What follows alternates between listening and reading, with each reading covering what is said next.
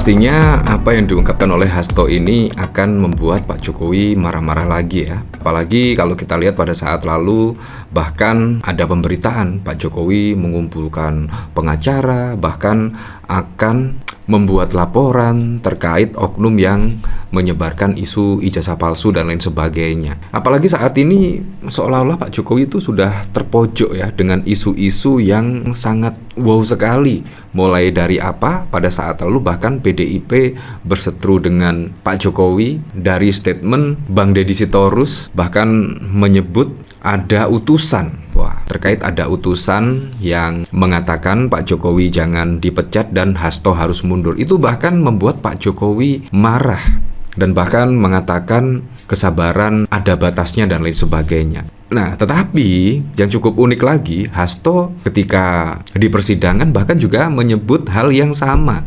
Ada utusan yang mengatakan Pak Jokowi jangan dipecat, Hasto harus mundur dan lain sebagainya. Tetapi saat ini Hasto Kristanto juga mengungkapkan lagi, dan ini menurut saya sangat wow sekali. Dan Pak Jokowi kalau tahu pasti juga akan marah-marah lagi kemungkinan ya. Kita lihat pada saat lalu Pak Jokowi sudah dibuat marah ya, setidaknya ada pengakuan dari Deddy Sitorus, ada utusan. Itu bahkan statement Pak Jokowi ketika dimintai keterangan oleh wartawan terlihatlah memendam marah. Dan bahkan pada saat lalu ketika ada isu ijazah palsu yang santer, bahkan tim hukum dari Pak Jokowi itu akan ya setidaknya akan membuat laporan lah setidaknya terkait oknum yang menyebar ijazah palsu. Nah, itu masih dikaji. Nah, apakah lewat sepucuk surat dari Hasto Kristanto ini yang mengatakan efisiensi anggaran ulah Pak Jokowi, dan bahkan di sini juga lewat sepucuk surat dari penjara ada upaya ambil alih PDIP. Nah, kira-kira ini dibuat untuk siapa?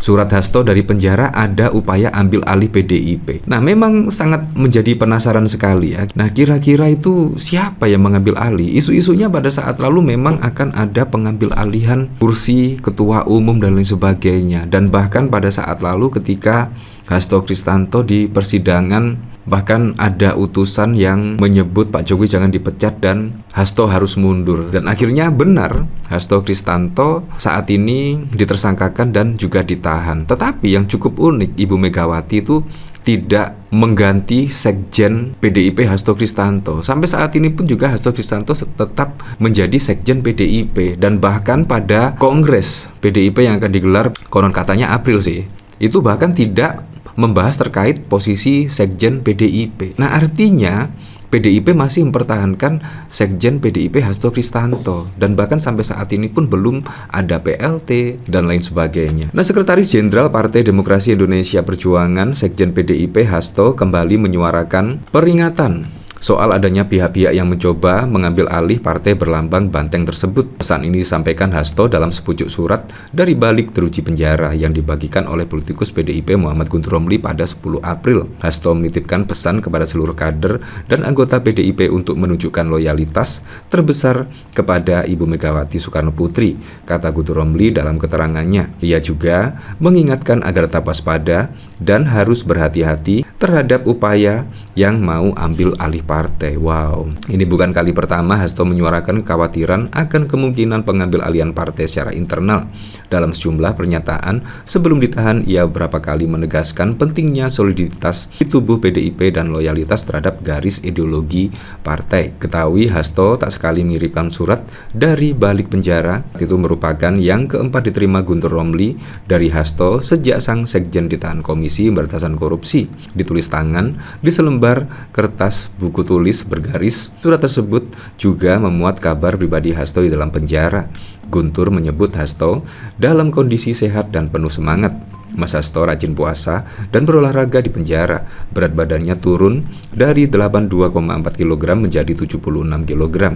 Dan ia sudah bisa berpuasa hingga 36 jam tanpa makan dan minum. Alih-alih mengeluhkan kehidupan di balik jeruji, Hasto justru menyebut hidupnya kini merasa makin sempurna. Berat badannya turun memang disengaja agar lebih sehat dan energik, bukan karena menderita, ujar Guntur. Dalam penjara, Hasto juga disebut terus menambah semangatnya melalui kegiatan membaca dan lain sebagainya ya. Nah, ini juga sangat mengejutkan dan sampai saat ini pun juga belum ada ya statement terkait Pak Jokowi menanggapi sepucuk surat dari Hasto ini ya. Ini juga sangat bohong sekali. Nah, tapi juga tidak kalah ya dari pemberitaan ini misalkan. Bahkan yang cukup unik ya, pembentukan 80.000 koperasi merah putih, Menteri Budi Ari butuh 400 triliun. Pertanyaannya, koperasi unit desa itu mau dikemanakan? Nah, padahal itu sudah jauh-jauh hari ya. Kemungkinan di zaman Pak Soeharto itu sudah ada koperasi unit desa, KUD. Nah, bahkan setiap desa itu ada KUD.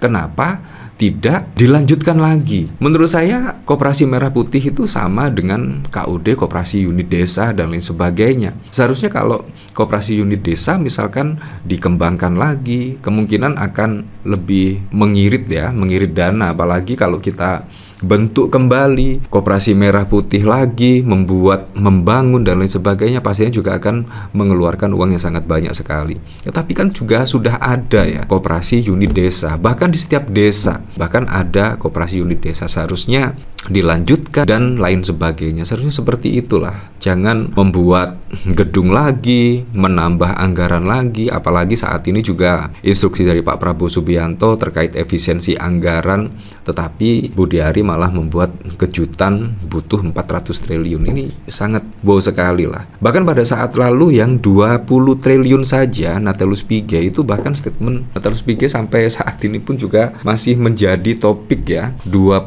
triliun untuk apa saja? Dan ini malah 400 triliun. Berapa kali lipat? 20 kali lipat dari Nathalys Pigai ya. Presiden Prabowo menginisiasi program besar pembentukan 80.000 koperasi desa kelurahan merah putih, Kopdes merah putih, yang bertujuan memperkuat perekonomian masyarakat desa. Estimasi total anggaran yang dibutuhkan untuk merealisasikan program ini diperkirakan mencapai 400 triliun. Langkah ini sejalan dengan diterbitkannya Instruksi Presiden Impres nomor 9 tahun 2025 tentang percepatan pembentukan koperasi desa kelurahan merah putih yang telah diteken oleh Presiden Prabowo pada 27 Maret. Menurut Menteri Koperasi dan UMKM dan UKM Budi Ari Setiadi, setiap unit koperasi diperkirakan membutuhkan modal awal sekitar 5 miliar bila dikalikan dengan target 80.000 koperasi. Total dana yang dibutuhkan menyentuh angka fantastis yaitu 400 triliun.